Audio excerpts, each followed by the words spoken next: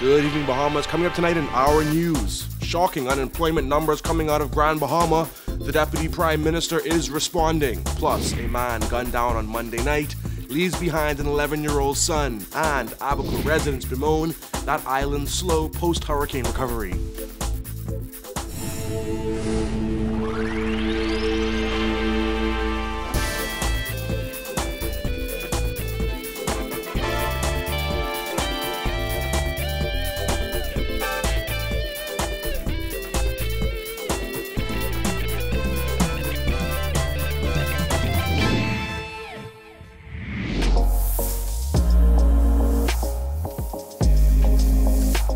Our news is brought to you by Alive. Welcome to Our News and thanks for joining us. I'm Jared Higgs. Topping news tonight, nearly 50% of people on Grand Bahama are unemployed after Hurricane Dorian, according to a Department of Social Services assessment on that island. In May, the island's unemployment rate was 10.9%. However, the report, which detailed the situation on the island as of November 5th, found that in Freeport, 48% of people were unemployed. Kyle Joaquin is in Grand Bahama and filed this report. It's been 3 months since Hurricane Dorian slammed into Grand Bahama, and after that social services report, which showed that unemployment on the island stands at 50%, we took to the streets to find out exactly how things have been. I feel that there are some people, these companies, or some of them were forced to downsize or completely shut down, and then there's those companies that probably use this opportune time to shed some stuff.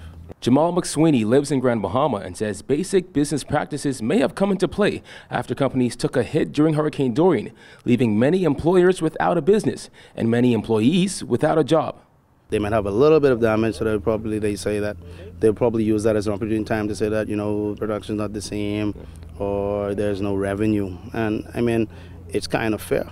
An assessment by the Department of Social Services has taken a look at Grand Bahama's employment position post-Dorian and shows that the unemployment rate on Grand Bahama has increased from 10.9% in May to 50% as of November 5th. According to that assessment, 47% of people in Freeport were unemployed, 48% of people in the East End, the area hardest hit by Dorian, and 60% of West End, Grand Bahama, are now without jobs.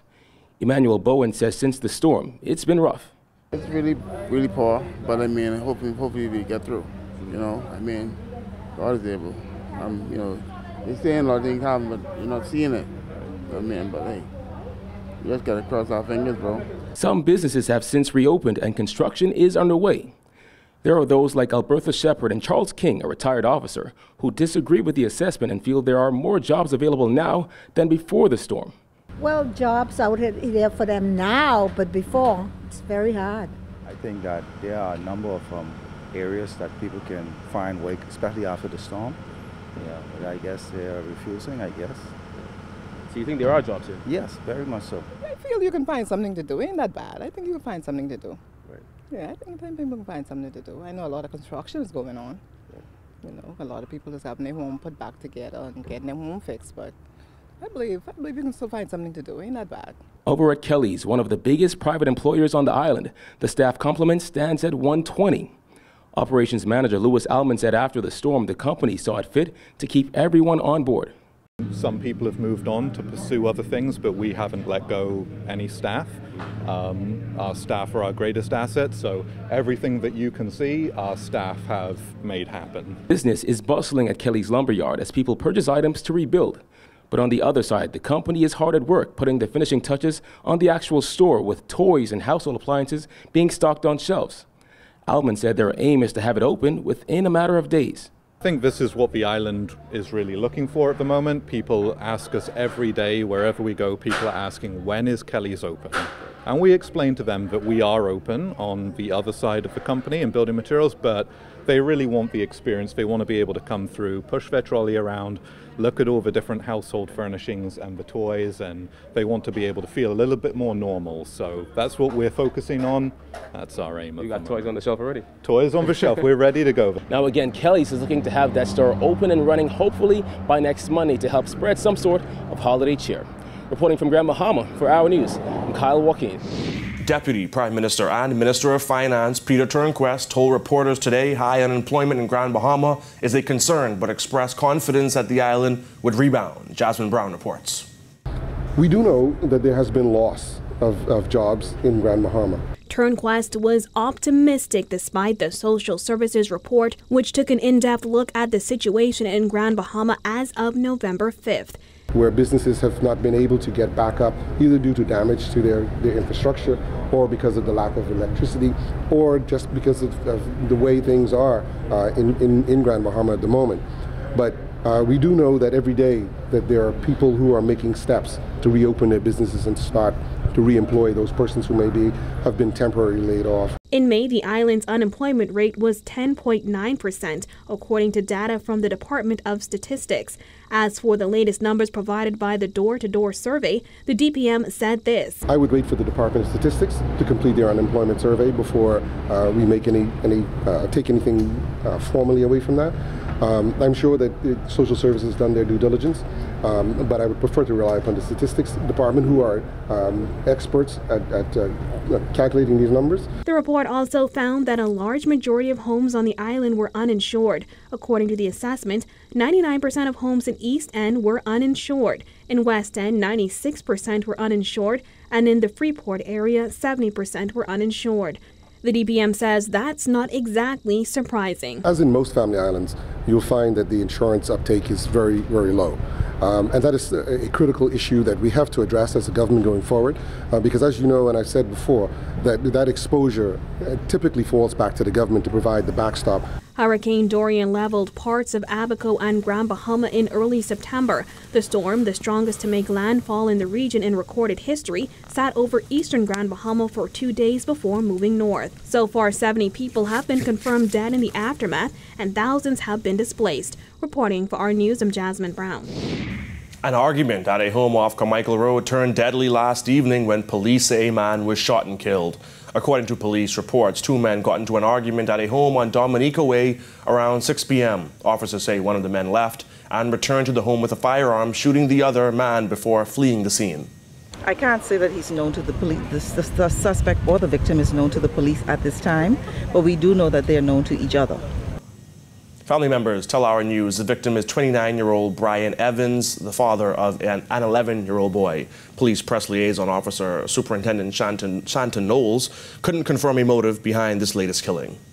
I can't confirm that. Like I say, we are speaking to people in the community and witnesses, and once we get that information, then we'll be able to determine, of course, what actually transpired here. But we do know that they're known to each other. One came back with a firearm and, of course, shot the other one. Around what time did this happen? Shortly after 6 p.m. Progressive Liberal Party leader Philip Brave Davis said last night that Attorney General Carl Bethel should be fired or made to resign over the political persecution of PLP members. He was referring to the bribery trials of former PLP politicians Frank Smith and Shane Gibson, who were both acquitted. We were being persecuted and not prosecuted. Davis made the resignation calls in a special call meeting at PLP headquarters last night. Gibson, whose trial ended last week, was embraced by party supporters on arrival. The constitutional leader, the Attorney General, has much to answer to the Bahamian people, as he has consistently breached the public trust and has defended the indefensible. Since the 6-week trial ended, several defense attorneys have spoken out against revelations that the lead investigator in the Gibson case brought the prosecution's 2 key witnesses together to iron out ambiguities in their statements. Lawyers call this appalling and alarming. Last night, Davis had a warning for Prime Minister Dr. Hubert Minnis. What goes around surely comes around. I told him in writing as well, when you set out to dig a grave for your enemy, dig 2. Gibson, on the other hand, expressed only gratitude and thanked his wife, supporters, and the party leadership, citing Davis as the mastermind behind his defense. You know, the last time I felt this excited was just before the 2012 elections. Gibson commended the PLP's current leadership, saying the party is in good hands. He also told supporters while he was tempted, he wasn't coming out of retirement. I already decided a long time ago I'm done with politics, right? The boy listening to the speeches tonight, I tell you. It's tempting. I'm not going to be tempted. Gibson added he has a lot to say about the trial, but he wouldn't be going down that road at this particular time. There are some things I need to say, but I can't say it tonight. Because I promised some people I could behave myself. But I tell you one thing, I only made that promise for the night. The next time I come before you, I can be misbehaving, I want you to know. The former cabinet minister says he has a lot of time on his hands now, and he'll commit much of it to the PLP's re-election campaign. My time right now is committed to working with the Progressive Liberal Party every single day. In whichever capacity the leaders see fit. Attorney General Carl Bethel laughed off calls from the opposition for him to resign or be fired. Speaking with reporters outside cabinet today, Bethel said he'll make his comments brief but warned if Davis goes further, so will he. Jillian Gray reports. The Attorney General did not back down following that call from the PLP for his resignation. But they call for everybody to resign. I mean, I'm only being added to a very long list of people they want to resign. Attorney General Carl Bethel laughed off calls from the opposition for him to resign over what they termed the political prosecution of PLP members. Bethel dismissed it as a political move. Mr. Davis is just playing politics. He knows that attorneys general play no role in the conduct of any investigation. So, I have nothing further to say at this time.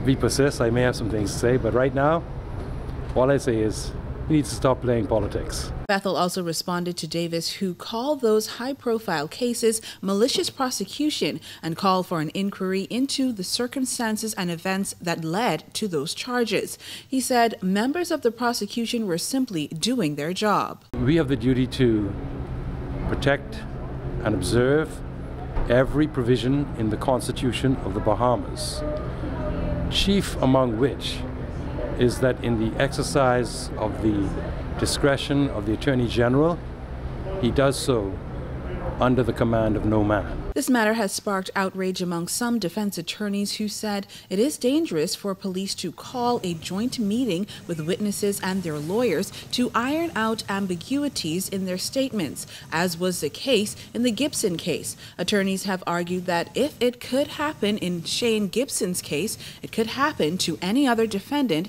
who has been charged. Reporting for Our News, I'm Jillian Gray. Still to come on Our News, Abaco residents bemoan the island's slow recovery. Stay tuned.